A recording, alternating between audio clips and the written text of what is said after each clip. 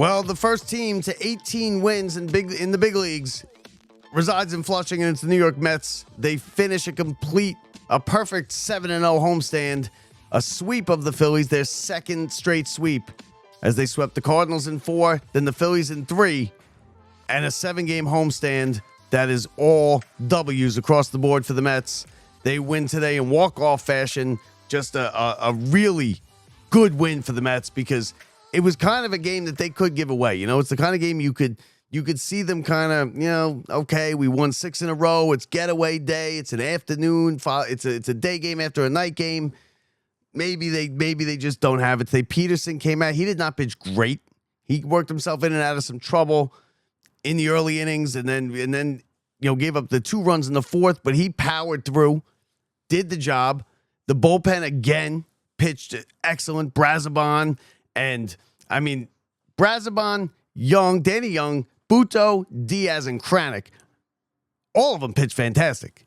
Diaz, didn't really have much of a chance to go in there, but Diaz pitched an inning in the 3rd. He got him through the 9th. He came back out in the 10th. And there was the injury. Was it an injury? We'll get to that in a second. But listen, the Mets are now 5 games ahead of the Phillies. They have a 5-game lead in the division. They have won 12 of 13 games at Citi Field this year. The place was rocking again today for an April midweek afternoon game. That was as lively a crowd as you'll ever see. It had to be 35,000 strong into the game. And it's like that every night. They're filling this ballpark every night. It's a hot ticket. I was there today. I was there with my daughter. I was there with Brett. And it was lively. I was there last night. It was almost a playoff-like atmosphere last night. This team is got this city abuzz as they just continue to win. And now they have a 5-game lead. They've won 11 straight series at Citi Field, dating all the way back to August of last year. The pitching has been incredible that we never saw coming. We caught lightning in a bottle twice now in 2 consecutive years.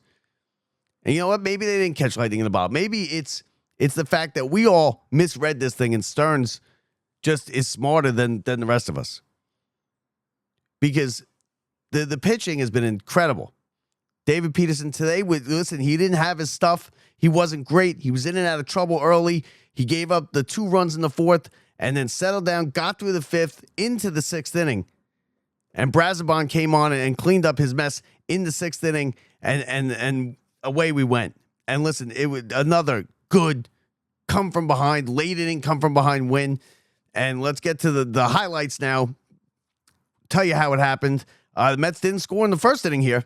They got himself, in and out. Wheeler got himself in and out of trouble. Wheeler pitched excellent today, by the way. Wheeler had his good stuff, his A stuff. Struck out 9, was getting the Mets to pop up the ball all over the place. That's when Wheeler's at his best, when he's getting fly balls. And today he got a ton of them. But Brett Beatty, in a last gasp to try and stay on this team, came up in the 2nd inning with a runner on and gave the Mets a 2-0 lead. 1-0. Fastball hit high in the air to deep right field. Forget it. It's long gone into the Coca-Cola corner in right field. Brett Beatty, with his first home run of the year, effectively says, here's what you could do with Syracuse. As he hits one into the upper deck and right, and the Mets are leading by a score of 2-0. For all 3 games in this series, the Mets took a lead early. It was the 1st inning, the first 2 games tonight. Today was the 2nd inning.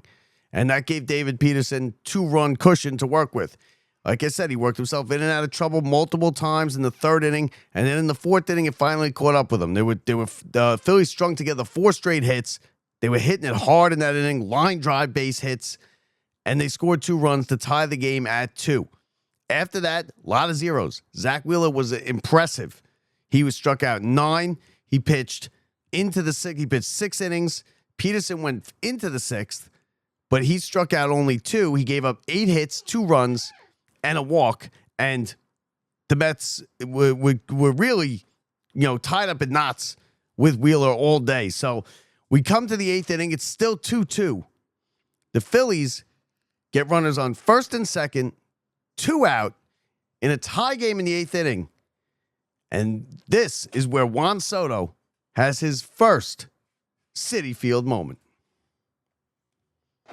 Here's the pitch. Swing and a liner towards second, past the diving Acuna, base hit right field. Soto up with it. Here comes Castellanos to the plate. The throw, the slide. He is out at the plate.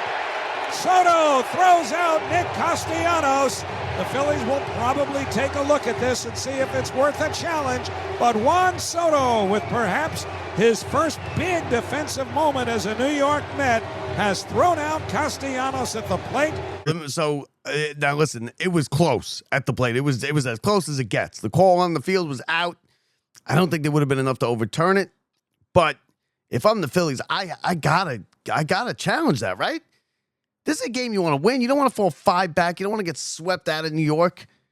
They've had fits. The Mets have been giving them fits since last year. You had the grand slam with Soto. They eliminated him in 4 games in the playoffs.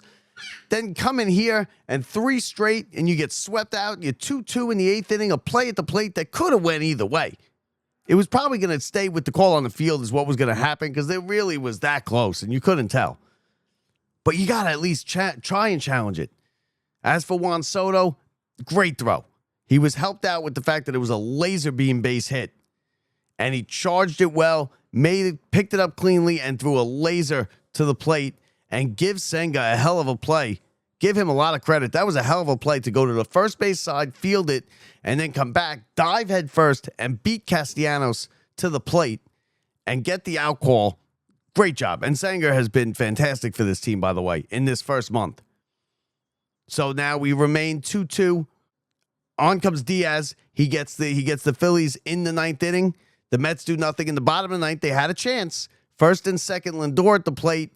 He ended up grounding out to first, and we go to extra innings. In the top of the 10th inning, ghost runner put on second base. Diaz gives up a hit, and the Phillies take a lead. They have the first lead of the day. It's 3-2 Philadelphia.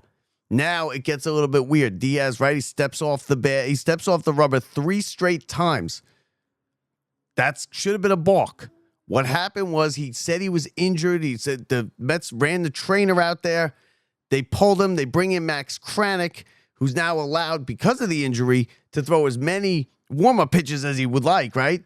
So this pisses off the Phillies a little bit. And in the post-game, the Phillies manager said he implied that Diaz faked the injury. Did he fake the injury? He might have.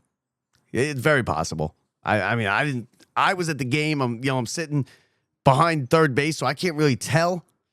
They did run the trainer out there, but listen, it wouldn't surprise me if he did fake it. And it is what it is. But Diaz comes out, bases loaded, 1 out, and Max Kranick comes in, and he gets 2 king-size outs for the Mets to hold the Phillies at that 1 run. They have a 3-2 lead as we head into the bottom of the 10th inning. With the Mets ghost runner, Alonso comes to the plate, and Alonso rips a double with 1 out up the right center field alley to the wall. The ghost runner, which is Lindor, comes around to score. Tie game. Now with 2 outs, Alonso still at second base, and Starling Marte came to the plate and sent everybody home happy. Marte, broken bat flare, shallow center, ducks in for a hit. Here comes Alonso. The throw from Stevenson on the way, not in time. Alonso slides in safely. A Marte parte. RBI single. Walk-off win in the 10th. 4-3 Mets win. They sweep the homestand. And the Mets and Marte parte a win 4-3. The Phillies just limp out of this town after these 3 games. They got some issues. They got some issues. They are now 1 game over 500. The Mets are a season best 11 games over 500.